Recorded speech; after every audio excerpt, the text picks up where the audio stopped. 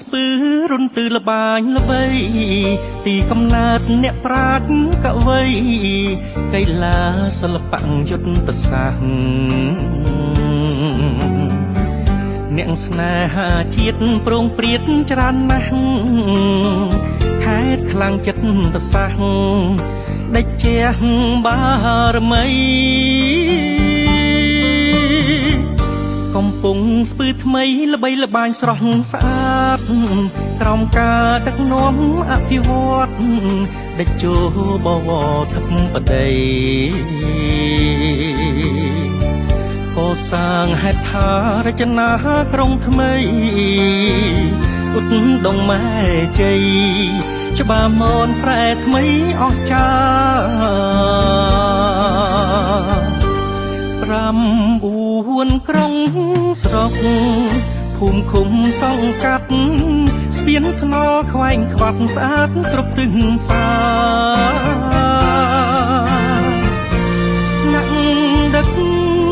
នាំខេត្តមន្ត្រីប្រជាពួតដៃគ្នាស្ដារខេត្តកំពង់ស្ពឺឧទ្យានគិរីរំណ៍ស័ក្តិសមសួគ៌ទាំងភ្នែកទេសចរនានាទេសនាផ្សព្វផ្សាយរុនទើទេសភាពលើភ្នំសំដូចបានលឺខេត្តកំពង់ស្ពឺដិតជាប់នៅក្នុងអារម្មណ៍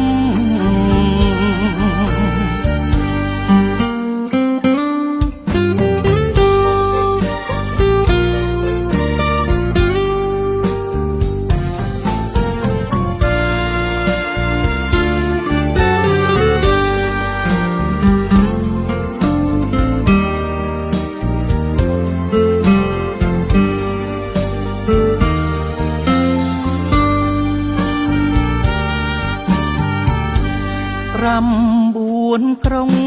ស្រុកភូមិឃុំសង្កាត់ស្ពានថ្នល់ខ្វែងខ្វាត់ស្អាតគ្រប់ទិសសាអ្នកដឹកនាំខេត្តមន្ត្រីប្រជាពួតដៃគ្នាស្ដារខេត្តកំពង់ស្ពឺឧទ្យានគិរីរំណ៍ស័ក្តិសមសួគ៌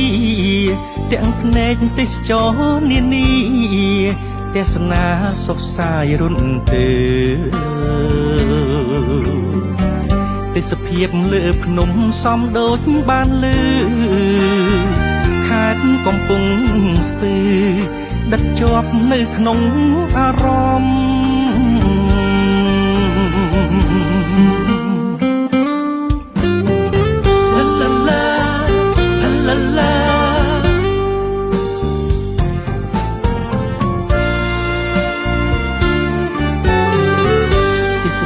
លើភ្នំសំដូចបានលឺ